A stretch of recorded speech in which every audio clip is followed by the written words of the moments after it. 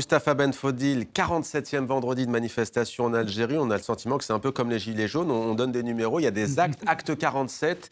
Il y a eu du changement en Algérie ces derniers temps. Élection présidentielle, mort du général Ahmed Gaïd Salah. Le lendemain ou 2 jours après l'investiture du nouveau président, certains estiment que descendre dans la rue n'est plus suffisant. Vous, quel est votre état d'esprit ?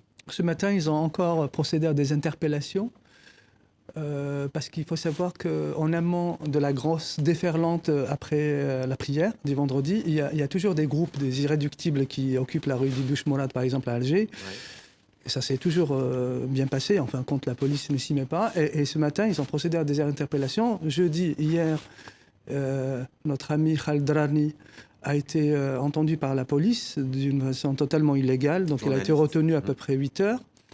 Il y a encore un très grand nombre de détenus d'opinion qui sont dans les geôles de la dictature. Je pense à Abdelhab Farsawi, président de Raj, à Karim Tabou, à Samir Belarbi, à Nour Houda Ogadi de Tlemcen. Il y a plein de monde encore qui sont dans les prisons. Vous continuez à parler de dictature malgré le retrait d'Abdelaziz Bouteflika, malgré l'arrivée d'un nouveau président, Abdelmajid Tebboune, malgré la mort du tout-puissant chef d'état-major Gaïd Salah. Parce que les pratiques, justement, n'ont pas bougé. Ouais. Elles n'ont pas bougé. C'est-à-dire, aujourd'hui, le sentiment d'oppression, le sentiment que l'espace public ne nous appartient pas, l'image d'une ville constamment quadrillée, bouclée par la police, la difficulté de circuler, par exemple à Alger ou à Oran. Il y a des dispositifs qui empêchent les manifestants d'aller s'exprimer dans ces villes-là. Il y a les médias publics, par exemple, enfin les médias tout court, ils sont sous contrôle. Et donc tout ça ne m'autorise pas justement à entrevoir des signes de changement. Alors c'est un mouvement qui dure, qui est historique de par son ampleur. Vous l'avez dit, 22 février, il me semble, ça fera bientôt un an, en février 2020. Ce qui est parfois difficile à percevoir, c'est en fait l'objectif, la revendication, la fin du système. Mais ça veut dire quoi, la fin du système ? Parce qu'elle ne peut pas se décréter du jour au lendemain. Donc en fait, que fait-on ? Le pouvoir, on sent, a essayé avec l'élection, entre guillemets, de ce président. C'est quoi l'objectif ? Comment on peut avancer au fond ? On prend des gestes très simples. D'abord, c'est en fait un sentiment instinctif de liberté, tout bonnement. Oui. C'est juste d'ouvrir la télé, de s'y reconnaître, de reconnaître que le JT parle de nous. Que ma langue soit une langue respectée. Par exemple, quand on voit les arrestations juste pour le port de l'emblème amazigh, le drapeau berbère, il y a quelque chose qui est assez incroyable, c'est que le régime est en train de célébrer le Yannayer, le nouvel an berbère. Dimanche, c'est férié en Algérie. Et donc, enfin, passez-moi le terme, c'est une forme de schizophrénie. Alors, dans la continuité, il y a un événement, effectivement, qui pèse pour vous, pour les manifestants et les contestataires, c'est que le nouveau président Abdelmajid Tebboune a reçu un juriste, puisqu'il a annoncé cette semaine qu'il allait avoir une révision de la commission qui vise justement à amender la Constitution. Et c'est que ce même juriste a été reçu, il me semble, il y a quelques années, en 2014 déjà, par l'ancien Premier ministre Ahmed Gardia. Donc c'est exactement le balai du même personnel. En tout cas, c'est le même logiciel, même si il y a peut-être l'impression d'un rajeunissement, de nouveaux visages, tout ça, mais le logiciel, c'est le même. Et comme je vous le disais, c'est-à-dire les Algériens attendent d'abord des gestes.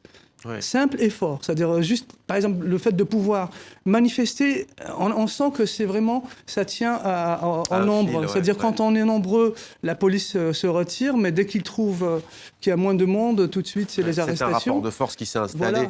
Alger, journal intense, c'est un roman protéiforme.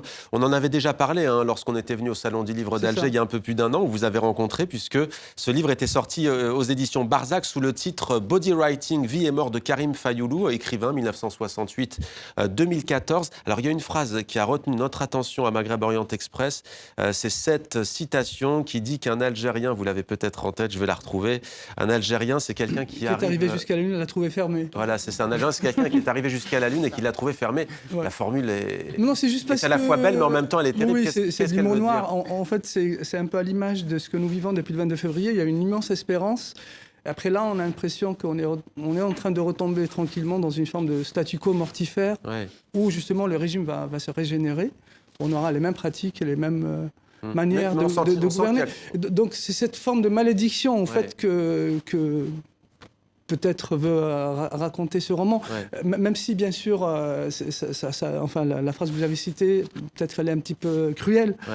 Mais à côté de ça, il y a bien sûr quelque chose qui est aussi de l'ordre de la résistance. Ouais, c'est ça, la détermination et la résistance. Par ces petits bouts de papier, ce patrimoine un peu tentaculaire qu'a laissé Karim Fatemi derrière lui, parce que c'est un peu ça le cœur du roman. C'est ça, en fait, c'est un astrophysicien de renom qui meurt sur la route de Bollorine, près de la maison hantée. Il y a Mounia, sa femme, qui est dévastée et qui va entamer un journal pour exorciser son chagrin. Roman radiographie de l'Algérie de la décennie noire.